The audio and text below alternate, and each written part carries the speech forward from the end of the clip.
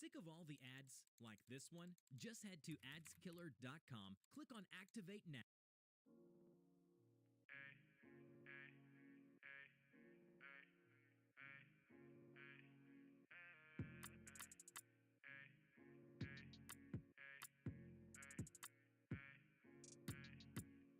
Can you relate? Fighting these demons so long, I'm like, can I get a break? Okay, my spirit is strong, I'm like, how much can I take? Practicing right over wrong, I be avoiding the lake, avoiding the snake, repent for mistakes, yeah. Eyes on the prize, my Mashiach taught me how to get it. Eyes on the prize, my Mashiach taught me how to get it. Share this kingdom with my brothers, Most High told me to split it. This is my history, this is my history, this not religion. Heaven or hell, the time is ticking, better make a decision. I was blind, brought me through the mud, then he gave me a vision. That's a miracle, ain't it? That's a dove in the air, not a pigeon. Baptized, not a spirit descending. You were listening to my ascension. He writing my story, no Instagram minute. But they gon' put my name in the mentions. Servant of the Most High, musician. One who dedicate his life to repentance. Keep on walking on this path till I'm finished. Someone humble, cook the beat like a kitchen. Tell them bring the hook in like I'm fishing. Hey, can you relate? Fighting these demons so long, I'm like, can I get a break? Okay, my spirit is strong, I'm like, how much can I take? Practicing right over wrong, I be avoiding the lake, avoiding the snake, repent for mistakes, yeah. Eyes on the prize, my Mashiach taught me how to get it. Eyes on the prize, my Mashiach taught me how to get it. Share this kingdom with my brothers, Most High told me to split it.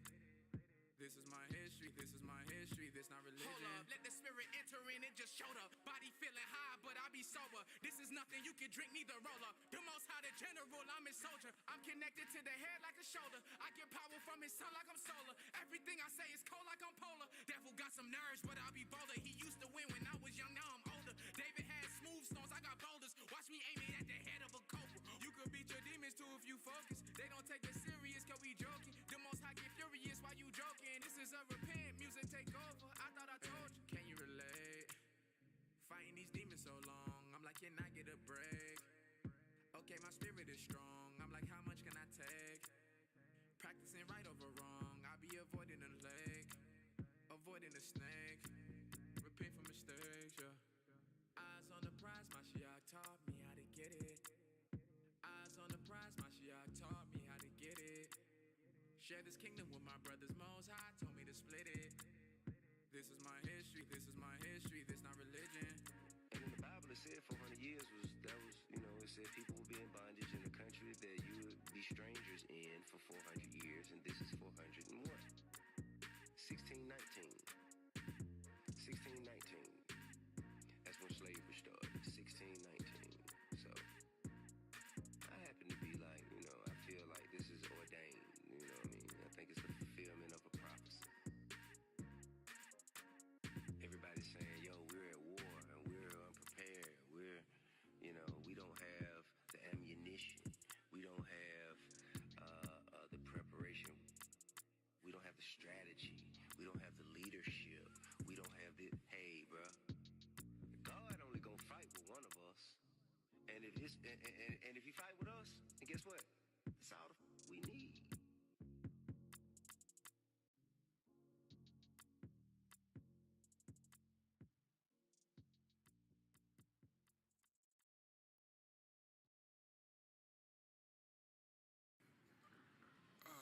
Man, it's been a long trip, man. All these trumpets. Whew, man. Did you know you can receive free cell phone service? That's right, thanks to the government's Affordable Connectivity.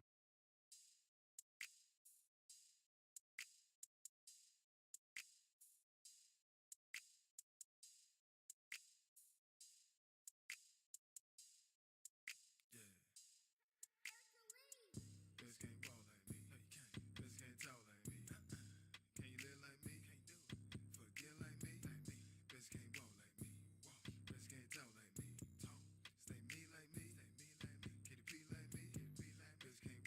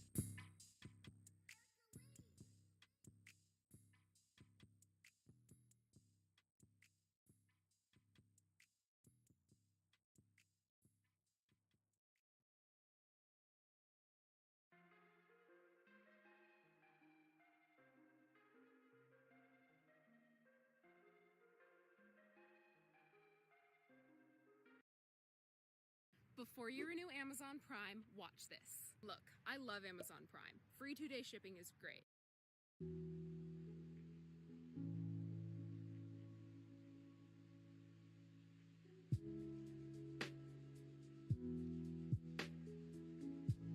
Hey, this kind of smooth. Hey, hey, hey, hey, hey, hey, this kind of smooth.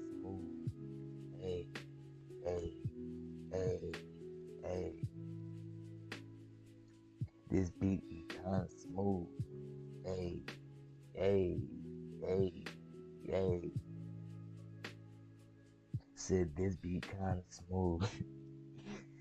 Peace, everybody. Peace, everybody. Welcome to the morning brew. And we're here to read through Genesis chapters. What's this? 34 through 37.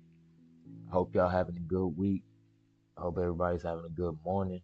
And I praise the Lord that he woke us up this morning. So, we gotta give him all praises, glory, and honor and most definitely get into his word today. So hope everybody's, doing all good and hope everybody's getting ready for atonement, which starts tomorrow night. Yep.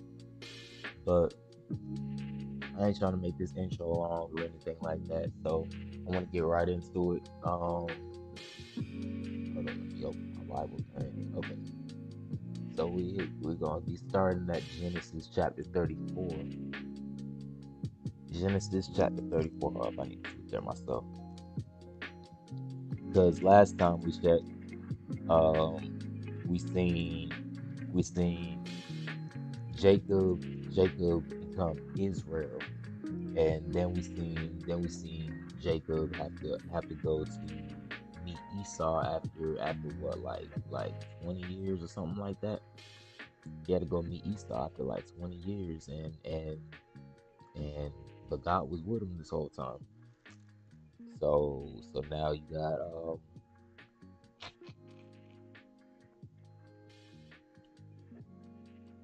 last place, excuse me, last place Jacob was at. We seen him at was at is at Shechem. But we can keep going in chapter 34. So it reads in verse 1, and Dinah, the daughter of Leah, which she bare unto Jacob, went out to see the daughters of the land. And when Shechem, the son of Hamor, the Hivite prince of the country, saw her, he took her and lay with her and defiled her. So Dinah's in Shechem. Everybody's in Shechem, Jacob and his family. So Dinah's going to see the daughters of the land, and Shechem, the son of Hamor, prince of the country, saw her and lay with her and defiled her. So he did something unspeakable to Dinah, right? It says, and his soul clave to Dinah, the daughter of Jacob, and he loved the damsel and spake kindly unto the damsel. And Shechem spake unto his father Hamor, saying, get me this damsel to wife. So after this man done laid with Dinah, now he want to marry her. So he's going to his dad, the king, like, hey, give me this damsel to wife. Verse 5, and Jacob heard that he had defiled Dinah, his daughter. Now his sons were with his cattle in the field, and Jacob held his peace until they were come. So now Jacob get the news, but he ain't doing nothing until his sons come back home. Verse 6, and Hamor, the father of Shechem, went out unto Jacob to commune with him. And the sons of Jacob came out of the field when they heard it. And the men were grieved, and they were very wroth, because he had wrought folly in Israel in lying with Jacob's daughter, which thing ought not to be done. So the brothers get back, they are heated because this man done wrought folly in Israel like that. That was not supposed to be done.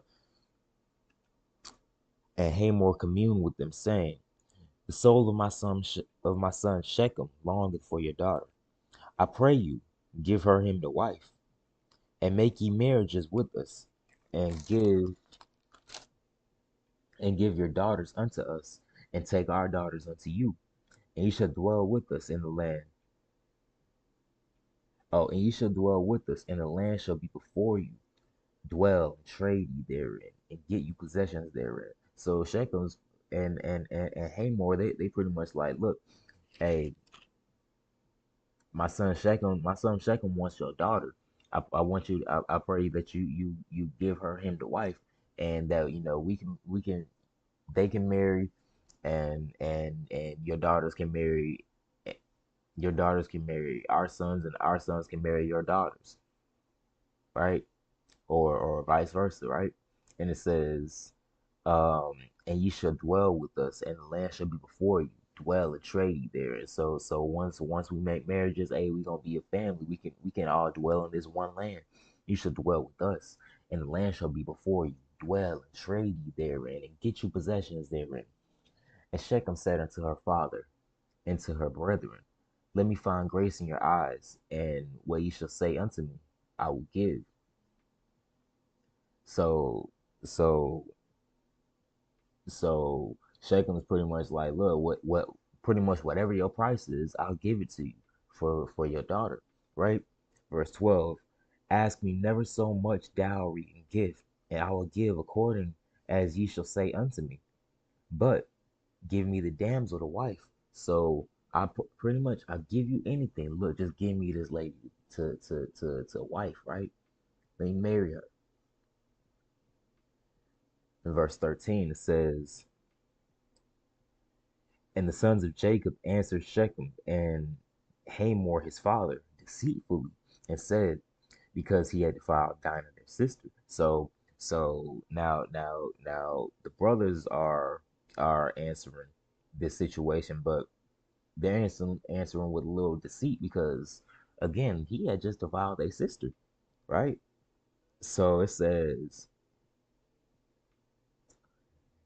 verse 14, and they said unto him, we cannot do this thing to give our sister to one that is uncircumcised, for that were a reproach unto us, because the circumcision is accustomed now to, to the seed of Abraham. They're using that as as low key a payback thing, because we're gonna see what they're actually about to do. But it says, um, we cannot do this to give our sister to one that is uncircumcised, for that were a reproach unto us. But in this we will consent unto you. Ye will, if ye will be as we be, that every male of you be circumcised, then will we give our daughters unto you, and we will take your daughters to us, and we will dwell with you, and we will become one people. But if you will not hearken unto us to be circumcised, then will we take our daughter, and we will be gone. And their words pleased Hamor and Shechem, Hamor's son. So the sons of Israel was like, look, it's against our custom to give our daughters unto one that's uncircumcised. So unless you be as we are and and like you got to circumcise every male that's in your household, right? And that didn't seem like anything to Hamor or Shechem, right? So verse 19 it says, and the young men deferred not to do the thing, because he had delight in Jacob's daughter. So they did that immediately. They deferred not, because he had delight in Jacob's daughter, and he was more honorable than all the house of his father. And Hamor and Shechem his son came unto the gate of their city, and communed with the men of their city, saying, these men are peaceable with us. Therefore let them dwell in the land, and trade therein for the land. Behold, and trade therein for the land. Behold, it is large enough for them. Let us take their daughters to us for wives, and let us give them our daughters. Only herein will the men consent unto us to dwell with us, to be one people, if every male among us be circumcised as they are circumcised. So now Shechem and Hamor, they taking it to the rest of the city, like everybody got to be circumcised if that's if we're gonna marry this woman. So it says, verse 23, shall not their cattle and their substance and every beast of theirs be ours? Only let us consent unto them, that they will dwell with us. And unto Hamor and unto Shechem his son hearkened all that went out of the gate of his city, and every male was circumcised. all that went out of the gate of his city. And it came to pass on the third day when they were sore. So after 3 days, hey, they their nether region's a little sore, because everybody done been circumcised. So it says, and it came to pass on the third day when they were sore, that two of the sons of Jacob, Simeon and Levi, Dinah's brethren, took each man his sword and came upon the city boldly and slew all the males. So after everybody hurt and everybody got circumcised, right? And then it took Simeon and Levi. Simeon and Levi came up into the city. It says, hold up, let me skip down.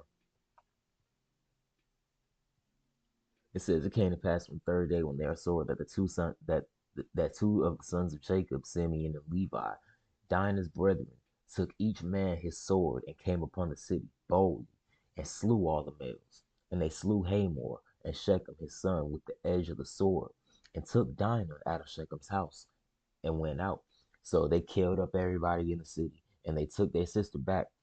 And it says in verse 27, and the sons of Jacob came upon the slain and spoiled the city because they had defiled their sister. So first off, they killed everybody.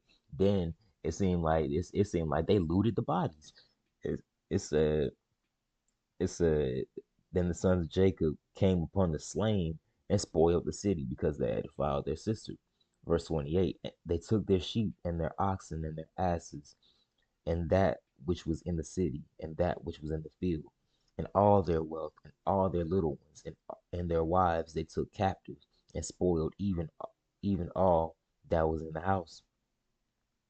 And Jacob said to Simeon and Levi, Ye have troubled me to make me distinct among the inhabitants of the land, among the Canaanites, among the Perizzites, and I, being few in number, they shall gather themselves together against me and slay me, and I shall be destroyed and my house. And they said, Should he deal with our sister as with an harlot? Mm. Simeon and Levi were some goons, dog. It was two of them, and they came upon the whole city by themselves, boldly, and slew all the males. That's crazy. But when they got back home, Jacob got mad at them because now he's thinking about it like, dang, now I'm finna get a bad name among, like, we already strangers in this land. Now us being strangers, we finna get a bad name in this land. Now the Canaanites and the Perizzites, they're gonna look at us a certain type of way, and it might come to pass that they might come against us. They might form a league together and come against us. But let's keep going. We on a roll. Chapter 35, verse 1, it says, And God said unto Jacob, hold up. Okay, so it says, And God said unto Jacob, Arise, go up to Bethel and dwell there, and make there an altar unto God that appeared unto thee when thou fleddest from the face of Esau thy brother. Then Jacob said unto his household and all that were with him, Put away the strange gods that are among you, and be clean, and change your garments. And let us arise and go up to Bethel, and I will make there an altar unto God. So now God's calling Jacob back to where he had called him before, back to Bethel. That's where he fled when wait, did he flee to Bethel when he met Esau, or is he just saying this like I'm the God that appeared to you when you fled from Esau? But God's calling him to Bethel, and Jacob's telling his household and all that's with them, look, put away the strange gods that are among you, and be clean and change your garments, because technically they about to go to the Holy Land. And if I'm not mistaken, Rachel even took her father Laban's idol before she left her father's house. But it says, and then Jacob said unto his household and to all that were with him, Put away the strange gods that are among you, and be clean, and change your garments, and let us arise and go up to Bethel, and I will make there an altar unto God, who answered me in the day of my distress, and was with me in the way which I went. And they gave unto Jacob all the strange gods that were in there that was that and they gave unto Jacob all the strange gods which were in their hand, and all their earrings which were in their ears. And Jacob hid them under the oak which was by Shechem. And they journeyed, and the terror of God was upon the cities that were round about them, and they did not pursue after the sons of Jacob, probably because of what Simeon and Levi did. Because you see what Jacob said to them after they came back. But now we see that, oh, these nations got the fear of God on them. Like, they ain't none of them even thinking about coming against Israel. Don't nobody want smoke. So it says, and they journeyed, and the terror of God was upon the cities that were round about them, and they did not pursue after the sons of Jacob. So Jacob came to Luz, which is in the land of Canaan, that is, Bethel, he and all the people that were with him. And he built there an altar, and he called the place El Bethel, because there God appeared unto him when he fled from the face of his brother. But Deborah, Rebekah's nurse, died, and she was buried beneath Bethel under an oak. And the name of it was called Elam Bakuth.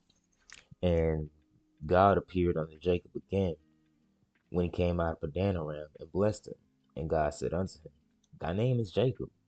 Thy name shall be not called any more Jacob, but Israel shall be thy name. And he called his name Israel. And God said unto him, I am God Almighty. Be fruitful and multiply. A nation and a company of nations shall be of thee, and kings shall come out of thy loins. And the land which I gave Abraham and Isaac, to thee will I give it, and to thy seed after thee, and will I give the land. And God went up from him in the place where he talked with him. And Jacob set of a pillar in the place where he talked with him, even a pillar of stone. And he poured a drink offering thereon, and he poured oil thereon. And Jacob called the name of the place where God spake with him, Bethel. So so Jacob comes to Bethel, sets up an altar, right? And then afterwards, God appears to him. Oh wait, hold on.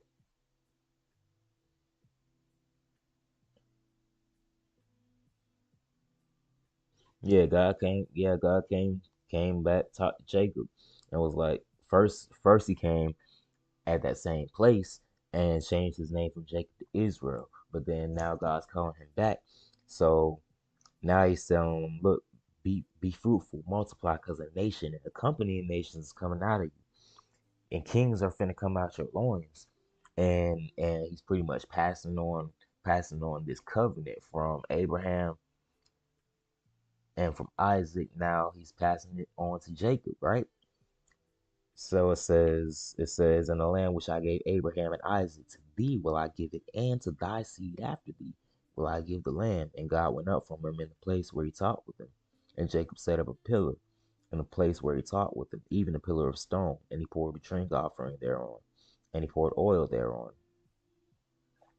And Jacob called the name of the place where God spake with him, Bethel. Verse 16, it says, And they journeyed from Bethel, and there was but a little way to come to Ephrath. The same is Bethlehem, right? So they about to walk into Bethlehem. And they journeyed from Bethel, and there was but a little way to come to Ephrath. And Rachel travailed, and she had hard labor. And it came to pass, when she was in hard labor, that the midwife said unto her, Fear not, thou shalt have this son also. So Rachel's coming up with another son as they're nearly around Bethlehem. So it says, verse 18, and it came to pass as her soul was departing, for she died, that she called his name Benoni, but his father called him Benjamin. So now Rachel's having this last child, but during this birth, she's about to die. That's why it says in that and it came to pass as her soul was departing, for she died. So yeah, she died giving birth to Benjamin, right? Verse 19, and Rachel died and was buried in the way to Ephrath, which is Bethlehem. And Jacob set a pillar on upon her grave. That is that is the pillar of Rachel's grave unto this day. And Israel journeyed and spread his tent beyond the tower of Edar. And it came to pass when Israel dwelt in that land that Reuben went and lay with Bilhah his father's concubine, and Israel heard it. Now the sons of Jacob were 12. Well, okay, so first off, after Rachel's gives birth and is buried, now Reuben's laying with Bilhah his father's concubine. I'm gonna put a pin in that, and now he's going up to he's switching to a different topic. Now he's about to give the names of the sons of Jacob. It says, and Israel heard it. Now the sons of Jacob were 12. The sons of Leah, Reuben, Jacob's firstborn, and Simeon, and Levi, and Judah, and Issachar, and Zebulun. The sons of Rachel, Joseph, and Benjamin. The sons of Bilhah, Rachel's handmaid, Dan and Naphtali. And the sons of Zilpah, Leah's handmaid, Gad and Asher. These are the sons of Jacob, which were born to him in Padanaram. And Jacob came unto Isaac his father, unto Mamre, unto the city of Arba, which is Hebron, where Abraham and Isaac sojourned. And the days of Isaac were 180 years. And Isaac gave up the ghost and died, and was gathered unto his people, being old and full of days. Now his sons Esau and Jacob buried him. So now Isaac's passed, right? Now we can go into chapter 36. It's about to give us the generations of Esau. So it says, now these are the generations of Esau, who was Edom. Esau took his wives of the daughters of Canaan, Adah, the daughter of Elon the Hittite, and uh, and Ahol and Aholibamah, the daughter of Anah, the daughter of Zibeon the Hivite, and Bashemath, Ishmael's daughter, sister of Nebajoth. And Adah bare unto Esau Eliphaz, and Bashemath bare Reuel, and Aholibamah bare Jeush, and Jaalam, and Korah. These are the sons of Esau, which were born unto him in the land of Canaan. And Esau took his wives, and his sons, and his daughters, and all the persons of his house, and all his cattle, and all his beasts, and all his substance, which he had got in the land of Canaan, and went into the country from the face of his brother Jacob. So, now, after him and Jacob met, they split up, went their separate ways. For their riches were more than that they, for their riches were more than that they might dwell together, and the land wherein they were strangers could not bear them because of their cattle. Thus dwelt Esau in Mount Seir. Esau is Edom. So now we get geographical context on where Edom resided, right? Mount Seir, Edom, Esau. Verse 9, it says, and these are the generations of Esau, the father of the Edomites in Mount Seir. These are the names of Esau's sons: Eliphaz, the son of Adah, the wife of Esau; Reuel, the son of Bashemath, the wife of Esau. And the sons of Eliphaz were Teman, Omar, Zepho, and Gatam, and Kenaz. And Timnah was his concubine. And Timnah was concubine to Eliphaz, Esau's son. And she bare to Eliphaz Amalek. These were the sons of Adah, Esau's wife. And these are the sons of Reuel, Nahath, and Zerah, and Shema, and Mizah. These were the sons of Bashemath, Esau's wife. And these were the sons of Aholibamah, the daughter of Anah, the daughter of Zibeon, Esau's wife. And she bare to Esau Jeush, and Jaalam, and Korah. These were dukes of the sons of Esau. the sons of Eliphaz, the firstborn son of Esau, Duke Teman, Duke Omar, Duke Zepho, Duke Kenaz, Duke Korah, Duke Gatam, and Duke Amalek. And these are the dukes that came out of Eliphaz in the land of Edom. These were the sons of Adah.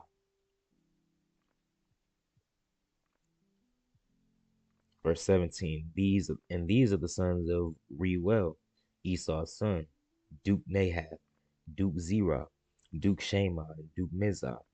These are the dukes that came out of Reuel in the land of Edom. These are the sons of Bashemath, Esau's wife. And these are the sons of Aholibama, Esau's wife, Duke Jeush, and Duke Jaalam, and Duke Korah. And these were dukes. And these were the dukes that came of Aholibama, the daughter of Anah, Esau's wife. These are the sons of Esau, who is Edom, and these are their dukes. These are the sons of Seir. These are the sons of Seir, the Horite, who inhabited the land, Lotan and Shobal, and Zibeon and Anah, and Dishon and Ezer and Dishan. These are the dukes of the Horites, the children of Seir, in the land of Edom. And the children of Lotan were Hori, and Heman, and Lotan's sister was Timnah. And the children of Shobal were these, Alvan, and Manahath, and Ebal, and Shepho, and Enam, and Onam. And these are the children of Zibeon, both Ajah and Anah. This is that Anah that found mules in the wilderness, as he fed the asses of Zibeon his father. And the children of Anah were these, Dishon and Aholibama, and the daughter of Anah. And these are the children of Dishon, Hemdan, and Eshban, and Ithran, and Cheran. The daughter of Ezer were these, Bilhan, and Zaavan, and Achan. The children of Dishan were these, Uz and Aran. These are the dukes that came of the Horites, Duke Lotan, Duke Shobal, Duke Zibeon, Duke Anah, Duke Dishan, Duke Ezer, Duke Dishan. These are the dukes that came of Hori among their dukes in the land of Seir.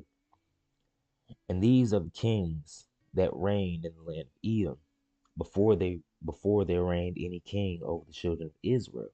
So before Israel had any kings, Esau and them, they already had kings that was reigning. And Bela, the son of Beor, reigned in Edom, and the name of his city was Dinhabah. And Bela died, and Jobab, the son of Zerah of Bozrah, reigned in his stead. And Jobab died, and Husham of the land of Temanite reigned in his stead. And Husham died, and Hadad, the son of Bedad, who smote Midian in the field of Moab, reigned in his stead. And the name of his city was Avid. And Hadad died, and Shamlah of Masrekah reigned in his stead. And Samlah died, and Saul of Rehoboth by the river reigned in his stead. And Saul died, and Baal Hanan, the son of Achbor, reigned in his stead.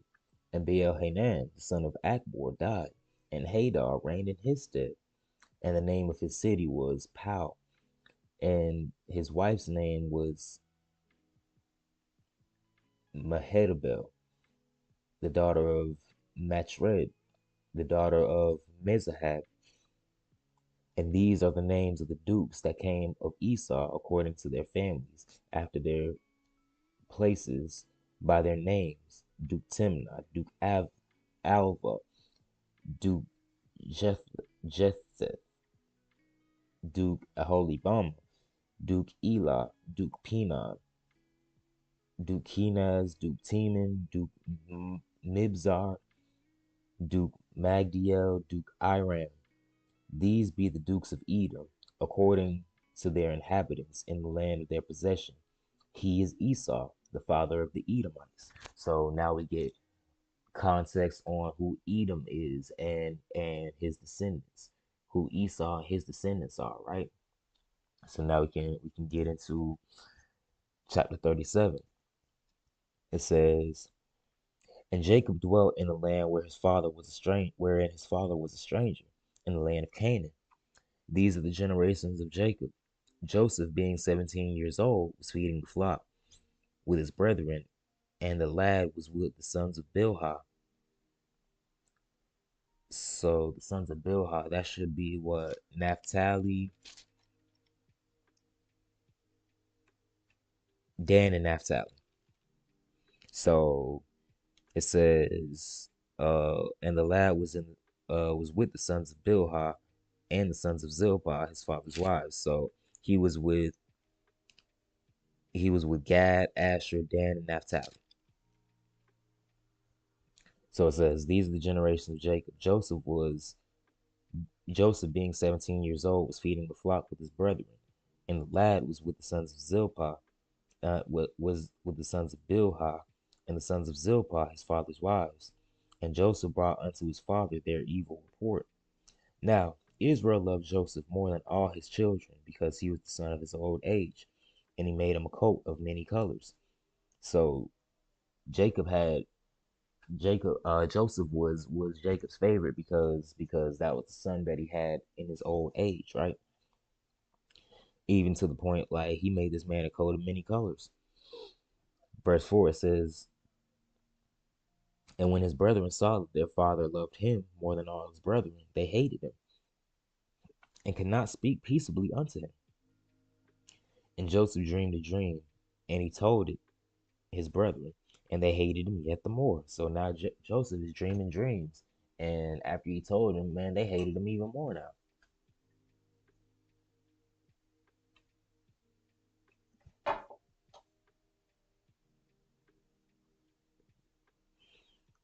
It says, verse 6, and he said unto them, hear, I pray you, this dream which I have dreamed. For behold, we were binding sheaves in the field, and lo, my sheaf arose, and also stood upright. And behold, your sheaves stood round about, and made obeisance to my sheaf. And his brethren said to him, shalt thou indeed reign over us? Or shalt thou indeed have dominion over us? And they hated him yet the more for his dreams and for his words. So Joseph having a dream was like, look, we was out here gathering sheaves, right? And my sheaf is stood up, and yours stood around mine and started bowing down to it. So his brethren was like, look, man, shall you indeed rule over us? Or should you have dominion over us? And they were like, man, you think he better than somebody. That's probably the mindset that they had. And it said, and they hated him yet the more for his dreams and for his words. And he dreamed yet another dream, and told it his brethren, and said, behold, I have dreamed a dream more. And behold, the sun and the moon and the 11 stars made obeisance to me. And he told it to his father and his brethren. And his father rebuked him and said unto him, what is this dream that thou hast dreamed? Shall I and thy mother and thy brethren indeed come to bow down ourselves to thee to the earth? And his brethren envied him, but his father observed the same. So after he had this dream, he told it to his parents and he told it to his brothers. And we see that in this dream it's about the sun, the moon, and the 11 stars. The sun and the moon being his father and his mother, the 11 stars being the rest of his brethren. And after that dream, his brothers envied him even more. But his father took an ear to that saying and observed it because it's gonna come to pass afterwards. In verse 12 it says, and his brethren went to feed their father's flock in Shechem. And Israel said unto Joseph, do not thy brethren feed the flock in Shechem? Come, and I will send thee unto them. And he said to him, here am I.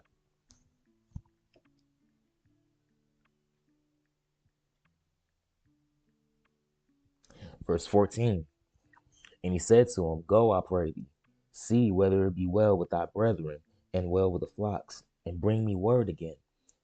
So he sent him out of the vale of Hebron, and he came to Shechem. And a certain man found him, and behold, he was wandering in the field, And the man asked him, saying, What seekest thou? And he said, I seek my brethren.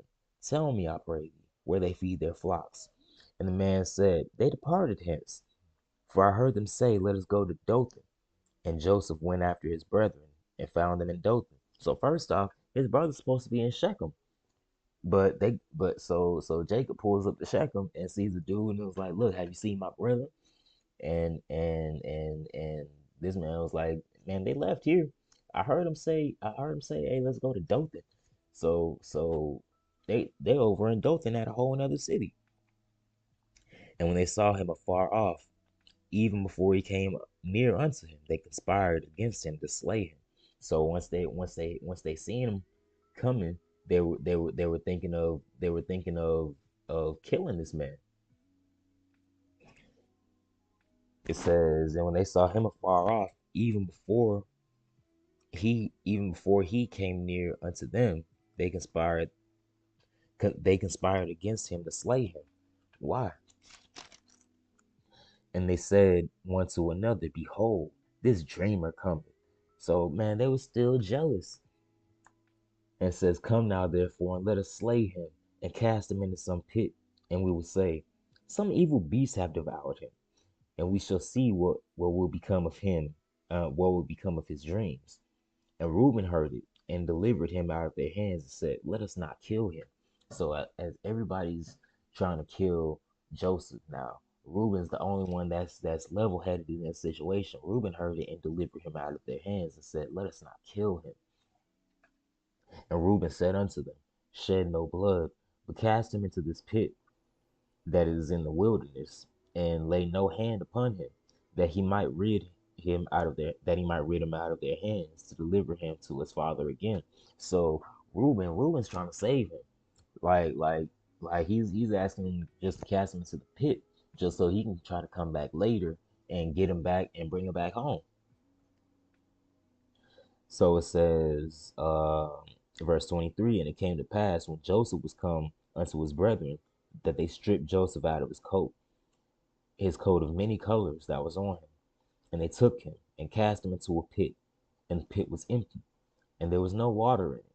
And they sat down to eat bread, and they lifted up their eyes and looked, and behold, a company of Ishmaelites came from Gilead with their camels, bearing spicery, and balm, and myrrh, going to carry down into Egypt. So they looking around, and they see some Arabs, and they coming from Gilead to Egypt. And it says, and Judah said unto his brethren, What profit is it if we slay our brother and conceal his blood and conceal his blood? So like, what gain are we gonna get if we kill our brother and we hide his blood, right? Come and let us sell him to the Ishmaelites, and let not our hand be upon him, for he is our brother and our flesh, and his brethren were content. So instead of killing him, because killing him brought them no profit, they was like, let's sell him to these Arabs real quick. I mean, he's still our brother. He's still our flesh. Let's not kill him, but let's sell him off to these Arabs.